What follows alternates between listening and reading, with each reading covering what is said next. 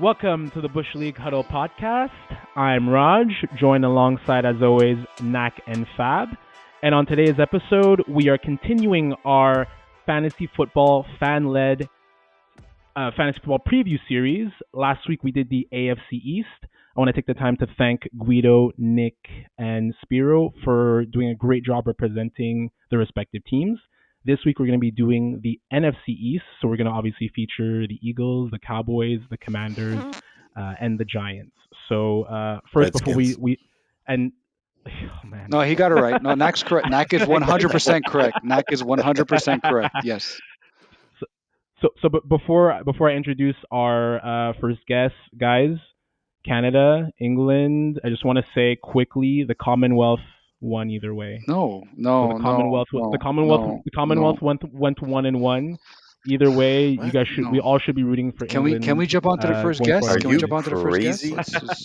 crazy? That's the dumbest thing I heard all day. Are you crazy? Without further ado, I'm very happy to introduce our first guest, Robbie, who is a charter member of the Bush League. Last week we had charter members of the Bush League as well, and we're very happy to have live yes, from Mexico. Yes, sir. Our own Robbie Scalia. Thank you, boys. Robbie. Hey, Robbie. Thank you, boys, for having me. Really appreciate it. Absolutely, Robbie. And unfortunately, you are a Cowboys fan. You've suffered many with good reason. unfortunate games, many insults from mostly Nacc and all of us as well. But well deserved. But Robbie, one that comes to mind always is the "you suck" gif. I'm like, it's imprinted in my brain for life. I can't see that gif and not think of the Cowboys. Actually, Robbie, I never actually figured this out. But just quickly, like, why are you a Cowboys fan exactly? Yeah, so I'm a Cowboy fan because my mom has a good friend from elementary school, and growing up, we would always hang out with this family member or this friend, and he liked the Cowboys and used to buy me a lot of gear for the Cowboys. So he kind of brainwashed me, I guess. But he was so crazy, this guy, when they were younger. When the Cowboys would lose, he would not answer phone calls for about 2-3 days. Like, just crazy. So anyway, so that kind of got projected onto me. So you got screwed, basically, is what you're saying. Yeah. I mean, how can, you know what I mean? He was getting me nice shirts, it's everything. The definition of a bad influence right there. Yeah. Terrible. So that's what it is. That's how I've become He never stood a chance, Robbie. He got you young. He never stood a chance.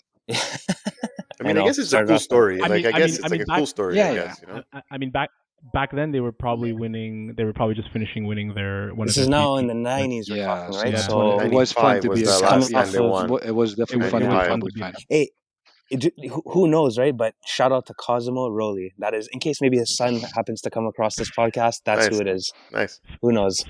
Fast forward to 2024, and we're talking about the Cowboys backfield. What do we make of it? Robbie, please let us know. What are we doing with regards to Rico Dowdle and Zeke Elliott? Right now, the backfield seems like it's in shambles. They brought back Elliott. They lost Tony Pollard. Dowdle is going to come in, I guess, as the lead back. Zeke right now has an ADP of 39. Rico has an ADP of 43. Really want to know your thoughts on what you think of this Cowboys backfield from a fantasy perspective. Yeah, so this is what I think is, I think actually Zeke is going to be the lead. He's going to start off as the lead back. I agree. Guaranteed. Yeah, guaranteed, because they brought him back, and I feel like to bring him back, they trust him, they feel comfortable with him. So I think they're going to give him the chance week 1, week 2. But I think at some point it'll change, and we'll see kind of a rotation, maybe a committee going on, kind of riding the hot hand. I just don't see Zeke being able to kind of carry that workload. I mean, look, last year he was the lead running back. He was leading the rushing in New England with 642 yards, I believe, with 3 touchdowns. That was his lowest career. Like that was his lowest season. Like, he's not getting better with age. Yeah, but they had Ramondre to start, right? Yeah, Ramondre was the starter there. So when he got injured, but obviously still, right, his numbers would have been lower. Yeah, so no, 100%. But I'm just saying is that I think he's not as explosive as he once was. He's not as agile as he once was. 100%. I don't think that's anyone's questioning that. That's for sure. And so I think they will use him a lot on the short yardage and the goal line work. I really think they'll use him a lot there. But I think, honestly, they're going to be switching from week to week. And after, I would say, week 2, I think they're going to give him the chance. They're going to give him the edge. They brought him back for a reason. But I do think that they will ride the hot hand. But they will give him the short yardage and the goal line work, personally. And I do have a hot take on his projections for this year whenever we get there, and I can't wait to see your reactions on that. Okay, let's wait on. Let's wait definitely, on that. definitely waiting on that. Fab, what do you think? I think it's going to be like a 1A, 1B committee backfield. I think they're going to try to emulate what they had when it was Zeke and Pollard, like a few years ago, because they probably saw the Pollard experiment and that really didn't work out so well. They're probably going to want to have an even split with regards to carries. I don't see Rico as being able to pull the heavy loads, whereas like Zeke for sure. And then you're going to probably have Rico in there like some like passing out of the backfield and all that stuff. I think it's going to be more of that. Is it Zeke's job to lose? I mean, yes, to a degree, but I think it's going to be a messy backfield. And where they currently are as ADP, Roger, I think you mentioned 43 and 39 or something like that. I mean, 39 for Zeke, 43 yeah, that for makes Rico. sense to me. I see these guys at RB4s from a fantasy perspective. So Zeke is actually before I get to you, Nacc, Zeke is going 39th, just before Ekeler, and he's right after Gus Bus. Yeah. Wow. That's wrong. It's a bit high, no? That's wrong. That's wrong. Especially Gus the Bus is. Look, that's a different conversation for another podcast, but that's a weird ADP. Yeah, but like I think you hit it on the nail on the head. It's a messy backfield. It's just a complete mess back there, and I think they don't have like a starter caliber guy, right? Like No. Dowdle last year, he played he had 89 carries, I think I saw last year, and that was behind a Tony Pollard who was not impressive last year, right? Like especially fantasy perspective wise, until the second half. He had one good game. He had the 12 carries, 79 yards. I believe it was against the Giants. Yeah. Okay. Every other game. But we chalk up one of those things as like one game out of whatever, right? Like he had 89 carries behind a struggling Tony Pollard. So like for us to say that he's going to turn around and like shoulder the load, like I definitely wouldn't be trustworthy of that. And the ADPs are way too high for me, especially when you're mentioning names like Gus Edwards. That would still be around in that mix. Zeke is older too, right? Is he not? Is he not past 30? He's 28. Okay, so he's 28. He feels old. He does feel older. Yeah. I could have sworn he was 31 or something. Guys, his last elite year was 29. His last close to elite year was 2019. He had like 1,300 yards, 12. He is the type of guy who you give him a lot of carries early on in his career, and you see that's why he feels and looks like an older 28 years old. And outside of just the concerns about the backfield, I'm also concerned about like they lost Tyler Biadasz, they lost Tyron Smith in free agency. There's some influx in the offensive line. Just it overall, we've talked about the Cowboys before, but outside of CeeDee Lamb and Jake Ferguson, it feels devoid of talent for Dak Prescott, and it's definitely cause for concern from a backfield perspective. And this is why I think early on they're going to rely a bit more. They're going to give him the edge is because he's like a safety blanket. They trusted him. They trust him. That's why they brought him back. Sure. And he's Mike familiar. McCarthy, and Mike McCarthy was talking so high on him about how he's back in the locker room. You can already feel that presence. Dak Prescott's happy, and I just feel like they're going to give an impact. Yeah, for sure. 100%. And that's probably why they're going to give him the edge. But I think we all know, I mean, he's not like he once was. And to go back to Fab's point, the 1A, 1B, I could see it like that for sure. But if Dowdle stays healthy and is able to run the ball, because he does have that speed, if he's able to kind of have those good games come like right off the bat, I don't know. I can kind of see maybe a little bit of a switch up. But I don't see a short leash though. I don't see a short leash on Zeke. I know you're saying 1 or 2 weeks. Like you think longer? I don't see. I think he's unquestionably the number one guy in the backfield to start the year and more. And I think he's the value to. If I had to pick one of them in fantasy, I'm staying away from the backfield. But if I had to pick one, it's definitely Zeke. Zeke, yeah. I was reading today, and I don't know how good the source is, but there were some people saying that they think they wouldn't be surprised if Zeke is cut because the amount owed is like 1.6 million, and there's a sneaky all pro or close to all pro running back that is available in free agency. There was some rumors of maybe a playoff Lenny or that might want to come and join the Cowboys backfield. I'm not sure how much that would make a difference. It's two backs who feel like their best years are behind them. But I just reading that, I don't see how that would make sense to bring in Zeke, talk about how, as you said, Robbie, like Dak is happy, you're bringing the band back together, and then you cut him afterwards. And there's always guys. There's always guys that are going to be available after camp cut too, right? Sure. Like that's where you have to like really keep your eye on, right? Because there's always like those couple people that get cut, and they're like, wow, they're serviceable guys.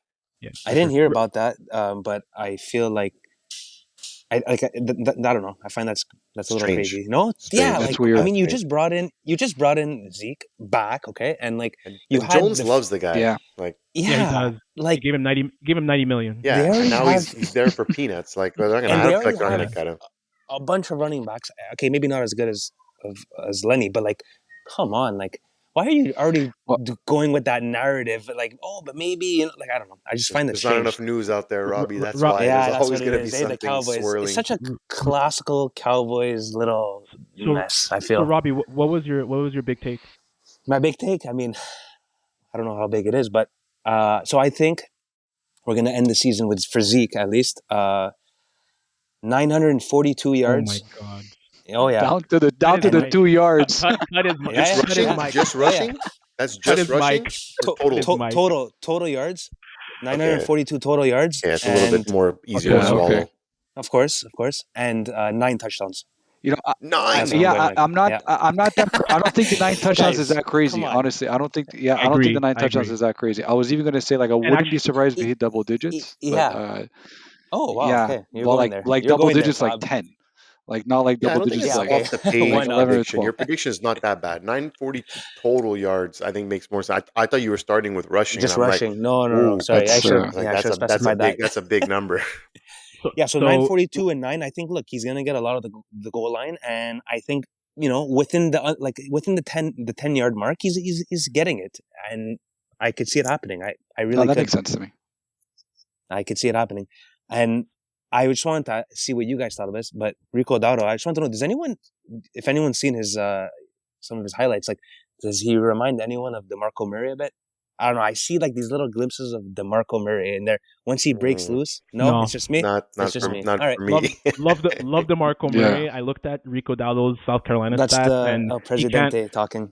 Sorry, Raj. He can't hold a backfield. He's like a 100 carry guy. So DeMarco Murray was an absolute like rock. It was a beast. When he broke loose though, that guy was running. Yeah, totally. So, anyways.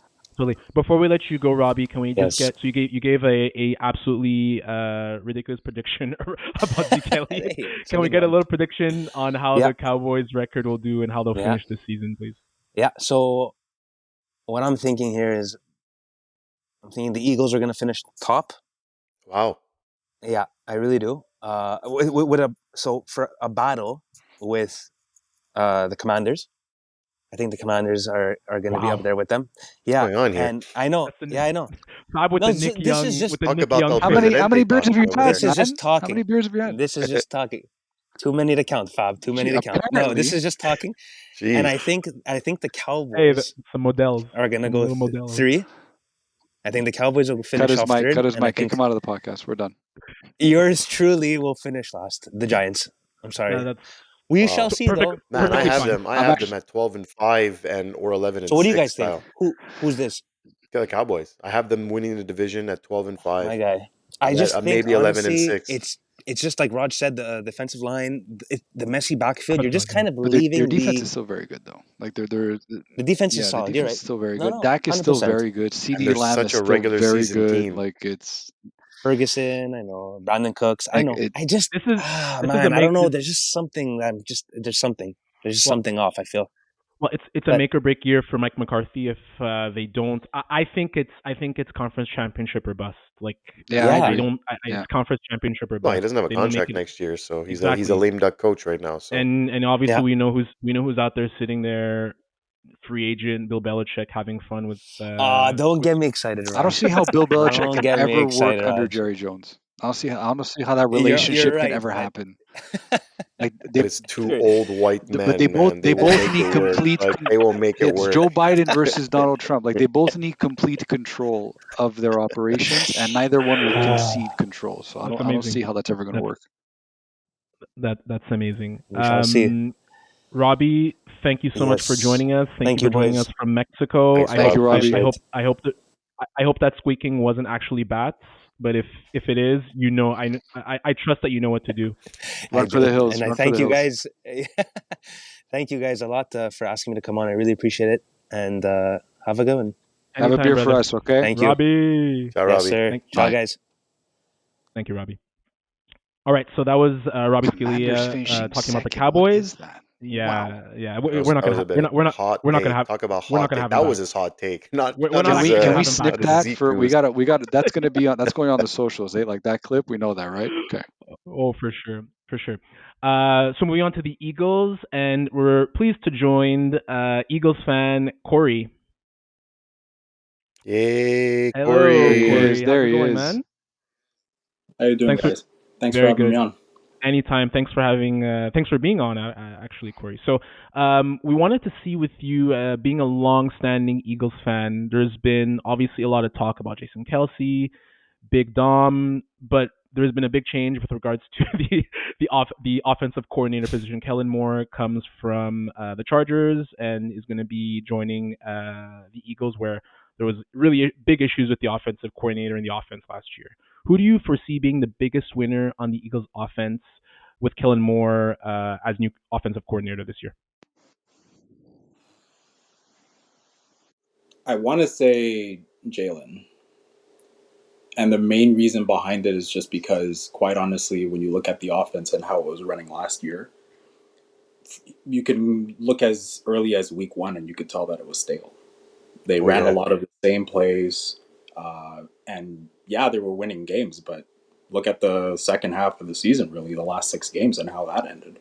People figured them out really quick, and they just kept doing the same thing over and over and over again. And, outside of the tush push and a couple bombs down the field to A.J. Brown, like, the offense was predictable, really. So I think Kellen coming in, being a nice breath of fresh air for the offense, not to, compare him to how Steichen was running things when he was around, but it feels something similar to that he's going to open up the playbook, try different things, do different things, and he's not afraid to pivot. At least that's the sense I get from him from watching when he was with the Cowboys. Somewhat with the Chargers too. He's not afraid to pivot and do something different. Whereas when you had Brian Johnson there last year, it was just very as if he was stuck. Vanilla. It was very vanilla, exactly. Like it wasn't going anywhere, right? So I think that's where it's going to be a huge benefit, especially when you add in Saquon coming in.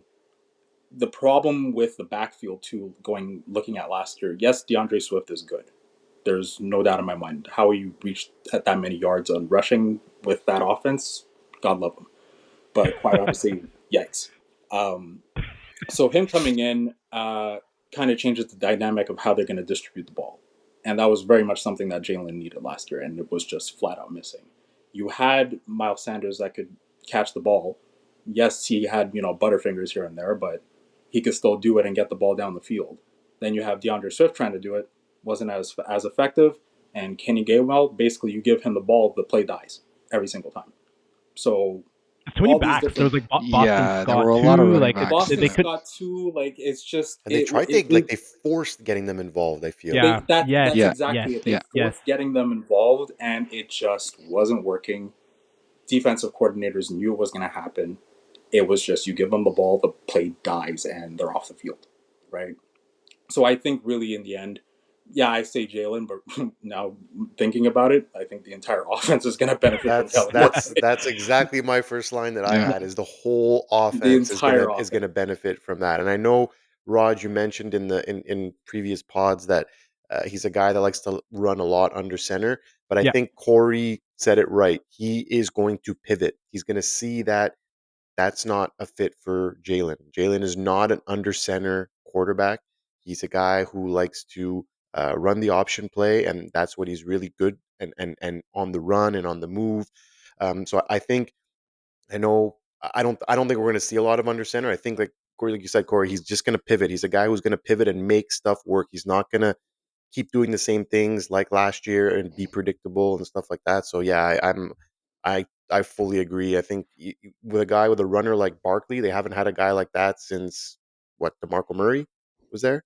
We don't talk about Marco Murray in Philly. Brian Westbrook. Yeah, Brian Westbrook. Yeah, Even, that's probably even, and that's okay. That's a long time. We got DeMarco Murray on the end of yeah, the right, year. yeah, that's right. Yeah, but I'm saying someone who could handle the load like that, right? Like a running back who could land on the load. That was DeMarco Murray after the Titans. Yeah, I think it was I think he did Cowboys, Titans, then Eagles, right? Or Titans, Cowboys, Eagles. No, I think he finished off with the Titans. Yeah, he was with the Eagles first. Yeah, that's it. He went from Dallas to Philly. But totally agree on your point, Nacc, on all those factors. Fab, do you think it's Jalen Hurts? Is there someone else? Is there someone on the wide receiver core, or do we even think there could be a resurgence with Dallas Goedert? Who do you think is the biggest benefactor? I think it's going to be Barkley, the biggest benefactor. I think with everything we just mentioned and the fact that it's like he's going to pivot for Jalen Hurts and make it more effective for him, which will ultimately open things up for Barkley. Then you add him to the much better offensive line that he'll be running behind. Well, he's going to have a lot more blocking and all that stuff. So I think he's going to be the biggest benefactor. And Rod, you hit it perfect with the comp for Westbrook, and I was like, you know what? I can see that happening this year. I can see that happening this year for Barkley. Your undying love for him. Listen, I don't have anything against the guy. I really don't. Like I hope he has a good season. I just hope he loses. That's his jersey on. Yeah, I got right? his jersey on. I just hope he has 2 losses against the Giants. But apart from that, I wish the guy well. I know there might be some people listening to the podcast are going to disagree with me, and that's totally fine. But I mean, that's at the end of the day, it's a business, and the guy got his bag and all that stuff. And we all watched the Hard Knock thing that happened, right? With that left a bit of a sour taste in my mouth. But at the same time, we're going to talk about the Giants later on. I mean, we have much bigger needs than just a running back, unfortunately. And the Eagles are in a spot right now where they can spend on a not as premier position. What I mean by not as premier, it's like, it's much more of a passing league nowadays, and you want to shore up your defense and your offensive lines and all that stuff. And running backs to a degree are a bit of an afterthought. So it's hard to spend that kind of money on, unless it's CMC or guys like that, right? Where you can obviously justify it. So he fell in a perfect spot with the Eagles. And we mentioned this in one of the first podcasts that we recorded, right? I think he's in a fantastic spot to do really, really, really, really, really well from a fantasy perspective, and just even help the Eagles win that division, in my opinion, and actually go far within the playoffs. Pains me to say.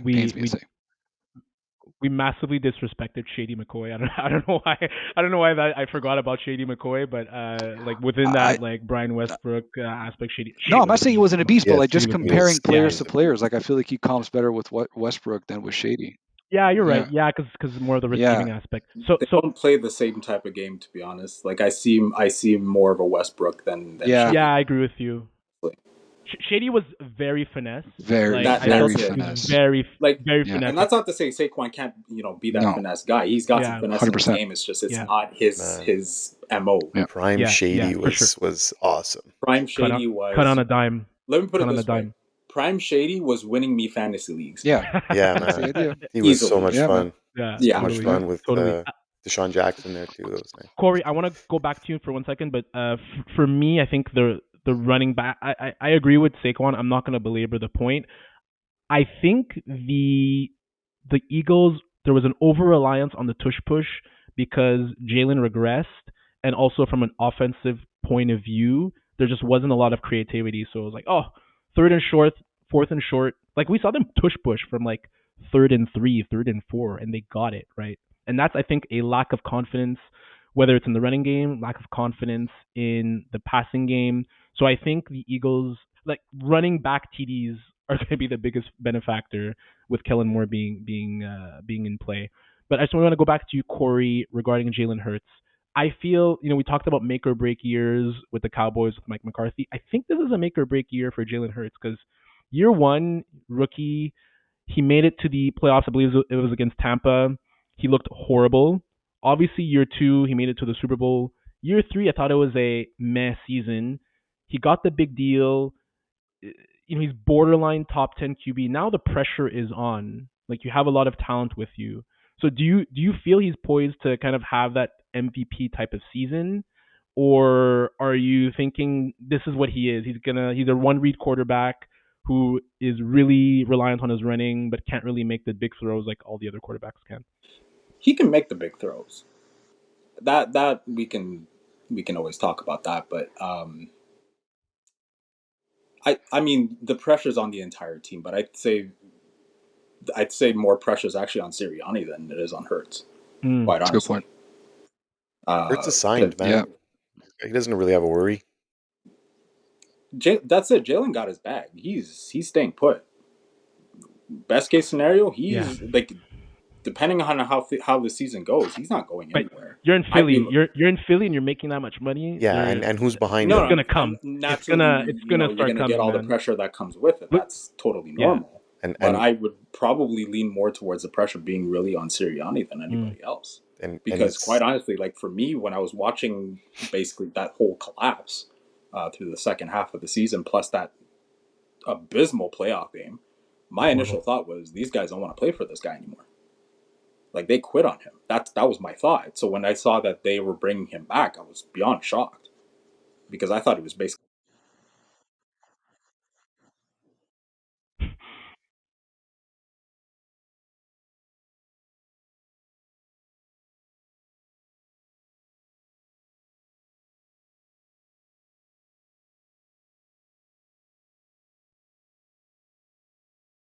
Yeah, I agree with that. That's I a think I very good agree point. fully with that. Yeah, I wanted to know Very good your point. aspect of what did you mean by make or break, Raj? Like, you meaning like his job's gonna be on the line, like No, replaced, like Kenny no, Pickett's gonna I push him for starter no. reps, Oh God. like Oh yeah, that's not your boy happening. Yeah, Pickett. that's what I'm saying. No, Like, there's no what's what I pressure does meant. he Kenny have? Like, Pickett. Kenny Pickett is not coming in with Jalen healthy on the He's field, in. right? I Like, just want to Mac, man, applaud look. Nacc for throwing in a Kenny Pickett reference. I know he had to, eh? He had well, to. I mean, we're talking about pressure and make or break. Like, there's not really much behind him that, like So they're not it's trotting more the anyone else fact out that there. it's more the fact that he's in Philly. We see what happens with Joel Embiid. We see what happens with all the stars in Philly. If they if they stop performing, and how much salary they're making, it's gonna start getting loud for him. And Jalen, he's well liked. He has all the great quotes in the media. He knows what to say all the time. He's good looking to Fab doesn't agree, but he's a good looking dude. Like, everyone really likes Jalen. He squats those 600 pound, blah blah blah blah blah. Yeah, But He at man some looks crush he point, over looks like here. 40 years old to me. Am I the only one who finds he looks like super old? nah, I found nah, out the guy man, was no, 23. I was like, no, he's not. Well, he's not nah, man, 40. He's not 40. nah, I get it, but I was nah, like, nah, man.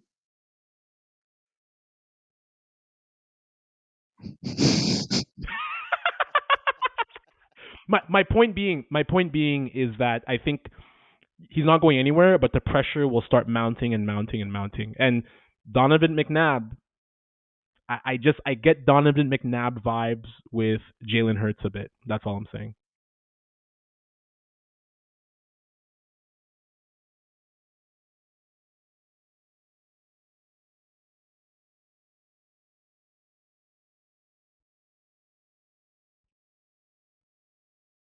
Yeah. Like being a McNabb, like in the McNabb territory where like people are still gonna start really clamoring for. Okay, okay, Yeah. okay, cool.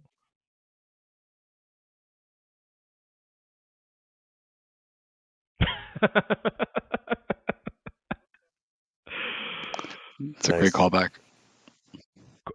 Corey, can we get a little prediction for you in terms of record and where the Eagles are going to place in the NFC East this season?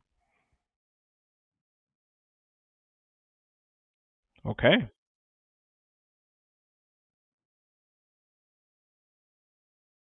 Who are they playing? Who are they playing? The Packers in Brazil. Oh yeah, the Brazil game. Yes, yes, it's true.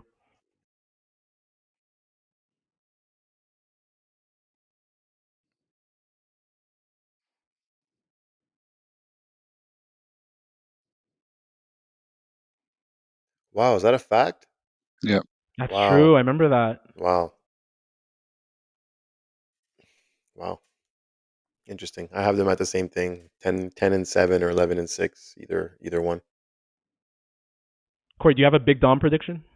Does he get kicked? Does he get kicked out? Do we understand what he does for a living? Do we know that? Does he become head coach? Does he become head coach? He's allowed back on the sidelines. Does he throw someone? Does he throw someone in the river? Like,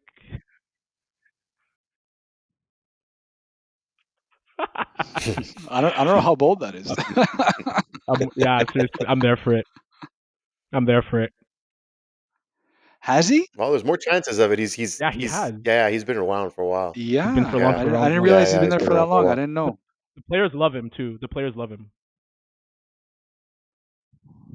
Yeah. Bro, who's the player that came back because Dom called him back? Who's the player that re-signed back with them? And Slay. There we go. Darius Slay. There's Slay. He came back. Dom called him and he's like, "Come home, man." And he's like, "Yeah, you're right." Man. Wow. Wow. Corey, this was awesome. Yeah, this was Thank great. you so Thanks, much. Really appreciate it. Thanks, and Corey. Good luck to the Eagles, man. Whoa. Enjoy Kenny Pickett. Fine, good luck to the Eagles.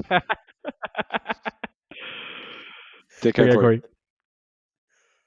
All right, that was great from Corey. It's Brown, right? Corey Brown? Corey Brown. Yes. Corey Brown. Nice. Yeah, that was great. So now we're going to do the last two teams between us. So obviously for the Giants, I'm going to go with my buddy Fab here. Obviously, we're both big Giants fans. We did not want to talk about Daniel Jones this episode, or at least try not to have a Daniel Jones and you just mentioned question. His name. Well, that will be the last time. So, Fab, who is one sleeper and one bust from our fantasy perspective for the Giants this season? Well, first of all, thank you for having me on the podcast. I'm very happy to be talking about the Giants. You're welcome. And I'm referring solely based on ADP when we talk about sleepers and busts. I want to be very clear here right now. So for my sleeper, actually, I chose Devin Motor Singletary. Currently, right now, his ADP, Motor? Yeah, his the Motor Singletary, yeah. Why? Because he never stops. Oh boy, he never stops. Here we go. Raj, help me out here, please. You just made. I swear to God. I swear to God. I swear to God. I swear to God. I swear to God. Devin Motor Singletary, 100%. I listen. He's going right now as his ADP for running backs is running back 34. I actually think he has some decent running back 2 upside throughout the entirety of the season. Yeah, I think there's going to be a lot of consistency with him. If you look at his career carries, it's been getting bigger and larger every single year. Last year, he had 215 carries. He's consistently getting about like 4.5 yards a carry, and I had to do some digging on this because I want to see exactly how bad the offensive lines were in Buffalo, and they actually weren't that good in the beginning of his career. And he still managed to turn out like some pretty solid yardages. And he was always in a committee backfield, both in Buffalo and even a little bit in Houston too. So I think this year, him being the guy to replace Saquon, to replace a big bucket of carries, they don't really have that. He doesn't really have that much competition by way of other running backs in the backfield. I know that we drafted that Tyron Tyson, I believe is his name. Tyron Tracy and Eric Tracy, and there was Eric Gray last year too. Yeah, I'm not expecting them to really, maybe Tracy Moore, but not really Eric Gray. But I'm thinking he's going to be able to put in some solid numbers, or maybe rush up to that 250 carry mark. Because last year he Holy Ghost. Yeah, 215 last year. I'm not expecting him to bump up that much more, but just figure the fact that last year at 215, and he basically, for the most part, he split with Dameon Pierce, right? And towards the end of the season, he took over the backfield. Well, Pierce was injured. But he also showed up too a little bit more, I find. And at the same time, there is that connection that exists with Dable.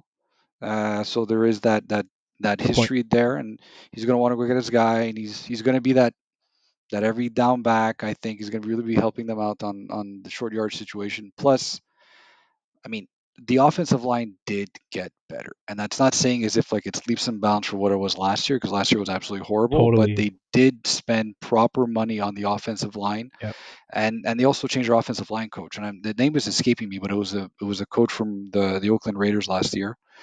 He's already transformed, or Vegas Raiders. Yeah, excuse me, Vegas Raiders. Thank you. So it's gonna be Oakland for me though. We could always rely on Nacc to correct us, for whether it's team names. We got to be politically correct. Whether it's Blake Corum correct. being on the Rams or the Chargers, we could always rely. Well, that was I mean, come on, like we need to have facts here, guys. That was a big fuck up. Oh, come sorry. On mine is always the LA Rams and San Diego Chargers. Okay, now, before we get to Nacc on his sleepers and his sleeper, who's your bust? Again, it's just based on ADP right now. It's Malik Neighbors, and it's Malik Neighbors simply because right now he's going as wide receiver 19. The guy has talent. Yeah. I'm very excited. That's insane. It's a little bit high for me, and that's kind of why that's. Do you remember who's around him? Yeah, I'll bring it up right now. Give me a second. So you don't? Off the top of my head, no, but I have it in front of me. So right around like Cooper Kupp is going 20, Metcalf is 21, DJ Moore, Stephon Diggs, Pittman is 24. So like these are already guys that I would consider to be every day, every week wide receiver 2s, no problem. Neighbors could get there, and maybe he could be there by the end of this year, but I'm not drafting him in that spot for sure. Not with Daniel Jones as a quarterback, because this has nothing to do with Malik Neighbors as a player and the talent that he has, because I think he's a stud. And I've been on the record several times saying that on this podcast. I think that it will be a combination of Daniel Jones being inept in getting him the ball properly. That way he can make those explosive plays. We said we wouldn't mention Daniel Jones. I say we each have to take. So I mentioned him twice. You mentioned him twice. Yeah, we each have to take 4 shots. Each have to take 4 shots. Yeah, because we mentioned him four times. So quarterback number 8 for the New York Giants will have issues throwing the ball to Malik Neighbors. So that's why I think wide receiver 19 is way too high. Nacc, what say you? Look, on the point of Singletary being a sleeper, relative to ADP. Yeah. I'm gonna go the opposite direction. I think he's properly rated at 34 running back, and only because I know you mentioned his stats with the Bills and with Houston. Those are all also 2 superior offenses to the ones the Giants have right now, right? Their quarterbacks are also better of where he was. He was with Josh Allen. He was with CJ Stroud. Now he goes to someone else. we don't mention his name. I think the offense, but look, I think the offense has a lot to do with it. Not saying that he can't overperform, but that offense is not all it's. It's not a Josh Allen led offense. It's not a CJ Stroud led offense. So I think 34 is right in the wheelhouse of a wide receiver, a running back 3, an RB3. I don't know. I can't see him being an every week. I think his volume alone will notch him up a bit. That's because, the play. Like Fab mentioned. Yeah. Fab mentioned there's not much. Backup situation who's really going to push for too many touches. So I think that is what's going to help him. But I don't know. He's also been consistently effective inside top 30. He's been effective throughout his career, and I was looking at his carries over his entire career. He has like 800 some odd carries. Doesn't have that much wear on the tires. You remember? Do you guys remember I sent you that? There's a lot of stats or like these screenshots that go around comparing Singletary to Barkley. Yeah, I know. And like the stats are actually pretty even. It's crazy. The reason why I kind of agree with Nacc is we don't really know what the Giants' offensive identity is. Like, are they going to run the ball? Are they going to pass the ball with number 8? Are they going to be? We really can't say utilize. His name, huh? No. Because we said we wouldn't say it because we're going to keep on. I can't. We're going to keep on doing for this podcast. Let's do it. Like, do we? Are they going to utilize more read option with him because he could run pretty decently at the quarterback position. I don't know what the offensive identity is of the Giants. So we're going to know with some new players, a new offensive line. Are they going to run the ball? I'm not sure. So it's really hard to say. I think the identity of the Giants will not be predicated on its offense this year. I think it's be predicated on its defense. Yeah, I think totally. I think they're going to go back to what people thought the original identity of what the Giants are, where they have a very strong defensive line and they have some sort of a run game. And two bookend pass rushers, pin their ears down. Yeah, and you kind of saw that this year. They went after Brian Burns on purpose. Great. 100%. Our defensive line, I'm very excited about. Our linebackers, I'm very excited about. Our secondary is suspect, and we know, but also with Shane Bowen is a new defensive coordinator that they're bringing on. He's from the I think he's from the Titans. He's from the Titans. Titans. Yeah. I don't remember the name. Nacc, do you have a bust? I have more of a sleeper actually. My sleeper would be Hyatt. That's my sleeper. Yes, going as right now wide receiver 78. Mm-hmm. So nice pick. Like huge value. Look, their number one corners are going to be locked in on Neighbors 100%. So Hyatt had a sneaky good ending, I feel, to last year. Going into his it's his second year now, right? Second year. Yeah. So sophomore year, and I think sneaky pick at wide receiver 78 right good now. Call. I like that. I like that a lot, actually. Yep. Yeah. Quickly for me, I don't really have a bust per se because I think this team is in a transition, so it's hard to have much expectation even from an ADP perspective. But I think I love Hyatt as a pick. Wandale, I think Wandale could have another nice season. And I think I've mentioned before in previous podcasts, but I think Theo Johnson could have a sneaky good year at the tight end position. Really athletic, big guy. They could probably use him as a blocker, but also at the slot as well. So I think those could be two interesting picks. For next year's quarterback to throw to him. Yeah.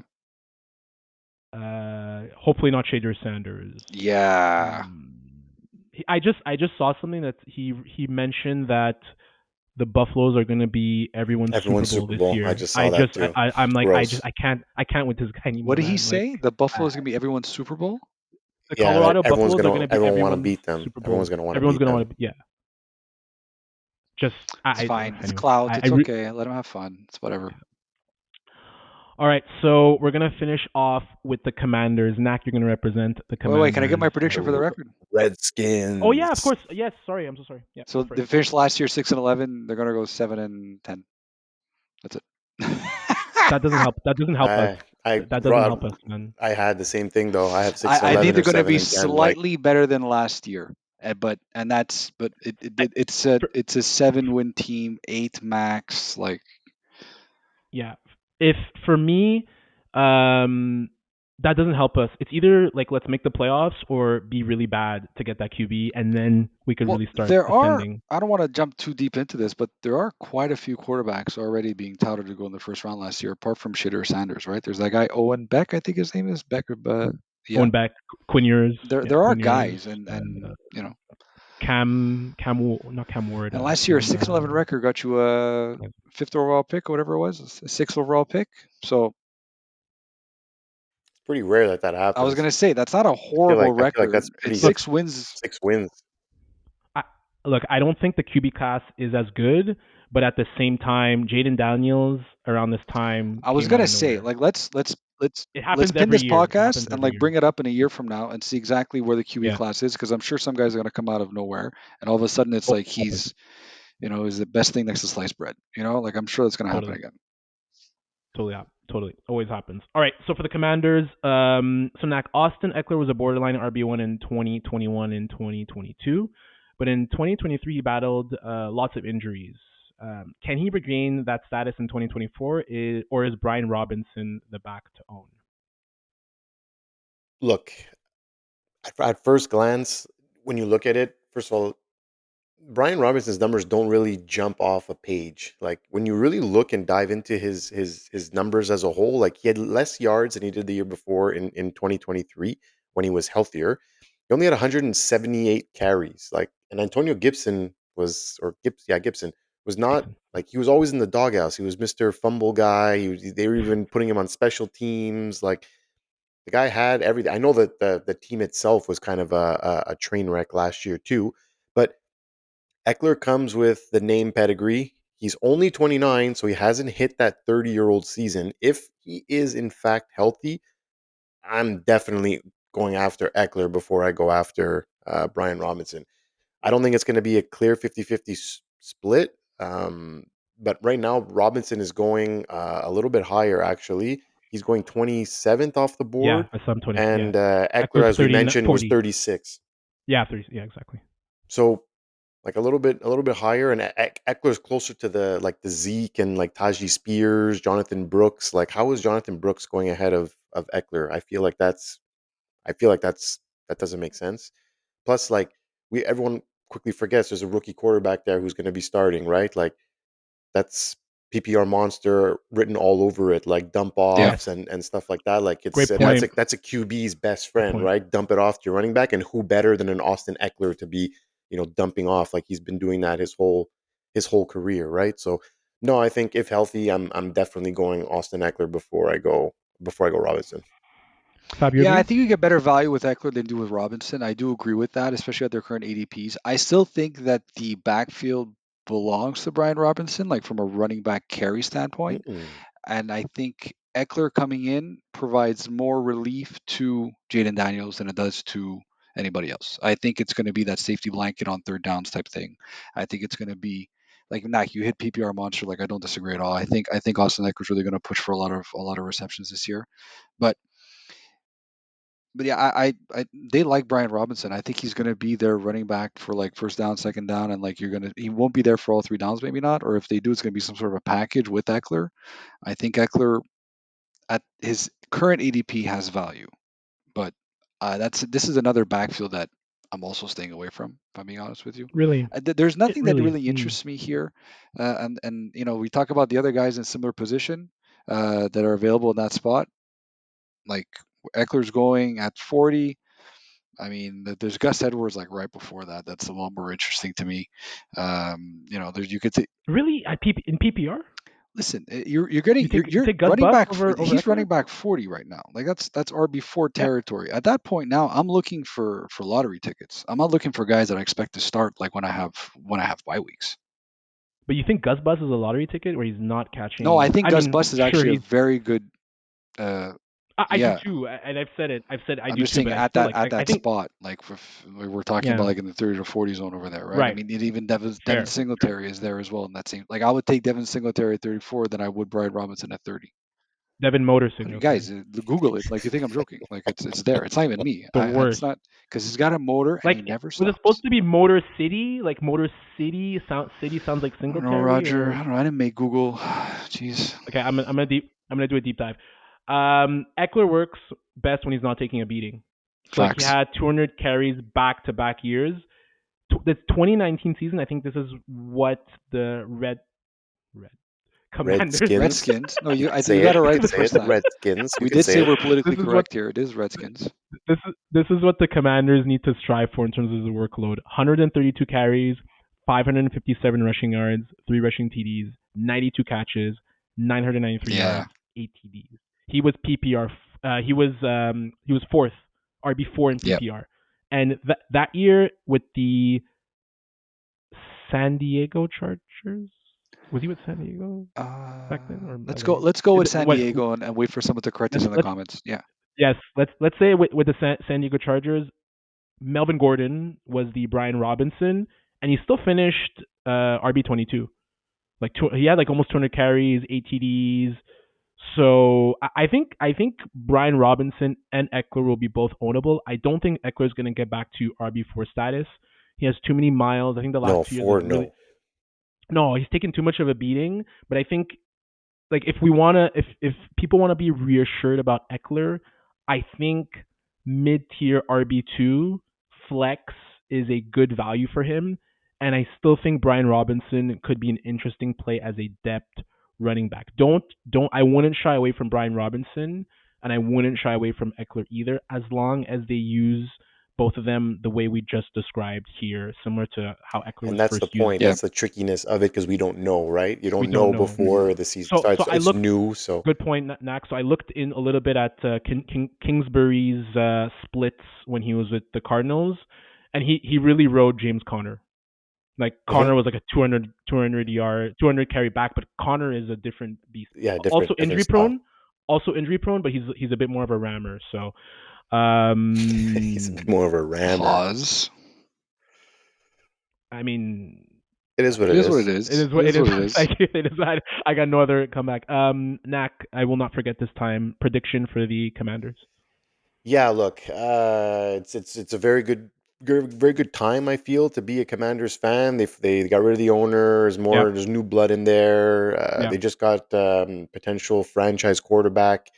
New stadium potentially. Yeah, listen, it's a fun time finally for once to be kind of. I really hate that name, Commanders, but it's a fun time to be a Commanders fan.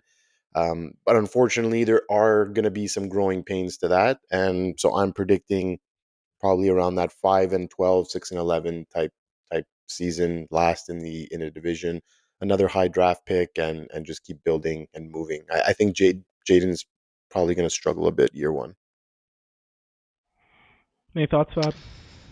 No, I don't disagree with that. But as we're talking, right, like I thought the Giants were going to get a little bit better, Commanders going to get a little bit better, like, and then we had the other two guests that came on, and then their records are pretty much sticking the same, right? So you have to figure that, like, is there going to be one of the bigger teams that's going to stumble a little bit this year more than last year? Like maybe the Eagles might not go 2-0 against the Giants or against everybody else, like the Cowboys, just for a lot of that, those extra wins to come to play, right? I don't disagree. I think they're going to be marginally better. Because their defense got better too. They signed a lot of guys in the offseason. Their defense got really, really nice. And it's full year. I think it's the first full year of Montez Sweat that he got traded last year. Yeah. So the division in general is going to be very interesting because I don't think no team is a pushover. But then again, if the Giants finish last in the division, I won't be surprised either. Yeah, there's no one who scares me. Like, I'm not scared of anyone as a Giants fan. Like, the Eagles don't scare me. The Cowboys, I agree with you, Nacc. Like, they feel like a 12-5 team. But, man, But they're not a scary 12-5 team. No, they're a regular season team. The Cowboys have always been a regular season team, and they get to the playoffs, and they do nothing. I agree. They're the San Jose Sharks, man. They're the San Jose Sharks. So who's Joe Thornton? Dak Prescott, I guess right now. So. Yeah. Or Jerry Jones. Do we have a Euro prediction? I have a Euro hope. It's not that England. It's not that England. Why am I even asking? Why am I even asking? I think Spain goes. Yeah. I think Spain wins 2-0.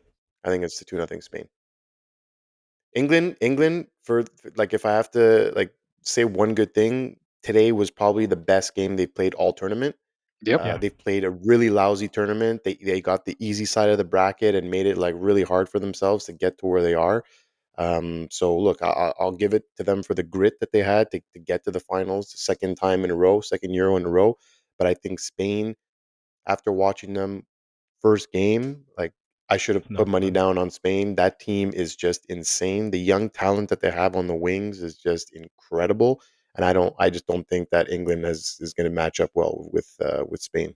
They're going to get overwhelmed. They're going to get overwhelmed 100%. I hate to agree with you, but I agree. Yeah, I could just see their John Stones is playing, right? I could just see him getting absolutely. This is probably his last tournament, I think. He's not that old though. He's like, John Stones is he's not even, I don't even know if he's like 28 now, but anyways. Is Copa settled? We know the finals? It started at it's going on. It's going on right now. Actually, the semifinal. That's it. It's actually 1-0 Colombia, but Colombia got a red card. Oh, it says so. Uruguay is playing the whole. Oh, there's 10 minutes left, and they played the whole second half. Man down. Okay, 10 minutes left, and Colombia up 1-0. Let's wrap this up so we can catch the end of it. Let's go. Agreed. Thank you to our guests, Robbie. Thank you to our guests, Corey. Fantastic performance, guys. Thanks, guys. As always, amazing. As always, you could follow us at the Bush League Huddle on YouTube, Spotify, Instagram, Twitter. Anything TikTok. else? Any others, guys? TikTok. Please like and share. Please comment. It would be really, really appreciated if you give us some feedback. Thank you so much, guys, and we will see you next week with either the NFC North or some other division. Bye. Goodbye. Peace out.